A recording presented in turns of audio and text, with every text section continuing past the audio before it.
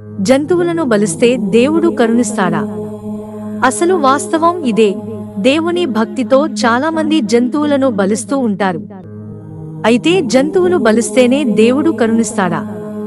జంతువులను బలించడం ద్వారా ఏం జరుగుతుంది? అసలు జంతువులను ఎందుకు బలించాలి?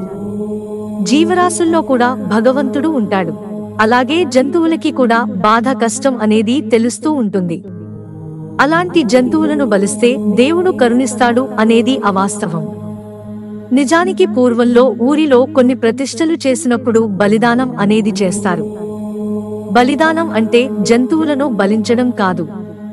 ప్రతిష్ఠ జరిగిన తరువాత అన్నం వారు పోసి, దాని మీద గుమ్మడికాయను పోసి లేదా మంచి గుమ్మడికాయను కోసి పసుపు కుంకుమతో కలిపిన నీటిని చల్లి పెడుతూ ఉంటారు. అక్కడికి రానివాడు దూరంగా దానికి చూసినవారు చాలా మంది అక్కడ జంతువుని కోసి రక్తం అలా పోసారు అనుకుని, ఇలా చేస్తే దేవుడు కరుణిస్తాడు అనుకుని వారు కూడా తమ గ్రామ దేవలకు జంతువులను బలించాలని అనుకుంటారు. అలాగే భజస్తంభం ముందు బలిపీఠం అనేది ఉంటుంది.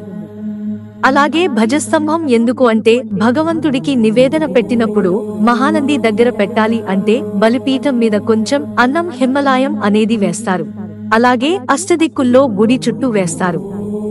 అంటే కోళ్లు, పక్షులు, జీవరాశులు ఇవన్నీ తింటాయని ఉద్దేశంతో పెడతారు. అవి తిని సంతోషపడితేనే దేవుడు సంతోషపడి మనకు ఆశీస్సులు ఇస్తాడు అని శాస్త్రంలో ఏముందో తెలియక బలిదానం అనే ఆచారం పుట్టుకొచ్చింది. ఆ ఆచారంలో వచ్చిందే బలి. మన శాస్త్రంలో ఉన్న బూడిద గుమ్మడికాయ కాని మంచి గుమ్మడికాయని తిప్పి కొట్టడం బలి. అన్నంగా వారుగా వేసి దాని మీద ఎర్ర నీళ్లు పోసి దానిని జంతు జీవాలకు వేస్తారు.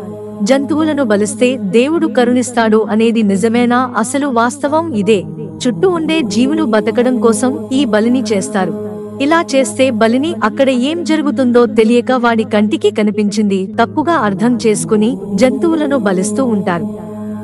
శాస్త్రీయంగా సాంప్రదాయంలో, ధార్మికమైన సంప్రదాయంలో జీవహింస అనేది మహాపాపము. ఇది చాలా అశాస్త్రమైనది గనుక జీవరాశులను చంపి దేవుడు సంతోషిస్తాడు అనేది అవాస్తవము. అది తెలిసి తెలియక చేసిన తప్పుగాని అది సాంప్రదాయం కాదు. మిత్రులారా, ఛానల్ సబ్స్క్రైబ్ చేసుకోవడం మర్చిపోకండి. ధన్యవాదాలు.